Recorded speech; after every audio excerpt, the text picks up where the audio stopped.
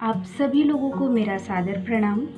आज मैं जो बात आपसे कहने जा रही हूँ वो ये कि मेरे अनुज धर्मेंद्र शर्मा जी, मेरा छोटा भाई, बहुत ही खूबसूरत सी गीतों के साथ अपना एक नया यूट्यूब चैनल लॉन्च किया उन्होंने।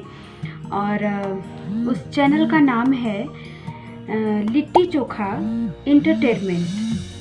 तो मैं आप लोगों से ये कहने आई हूँ कि जिस तरीके से आप सभी लोगों को प्यार देते हैं, इनके चैनल को भी आप देखें, लाइक करें, सब्सक्राइब करें और ढेर सारा प्यार दें। और आपका प्यार हम सबका साहस है, हम सभी कलाकारों का साहस है। और तो प्लीज़ लिट्टी चोखा एंटरटेनमेंट को ढेर सारा प्यार दें, दुलार दें। और भी अच्छे अच्छे गीत लेके वो आपके बीच में आते रहेंगे।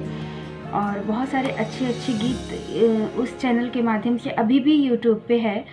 तो प्लीज़ आप उनके यूट्यूब चैनल पे जाएं और आप उसे देखें, उसको अपना प्यार दें और उसे सब्सक्राइब करें, लाइक करें। मैं मंगला सलोनी आप लोगों से यही कहने के लिए आई थी। बहुत बहुत धन्यवाद, शुक्रिया, सादर प्रणाम आप सभी लोगों को मेरा।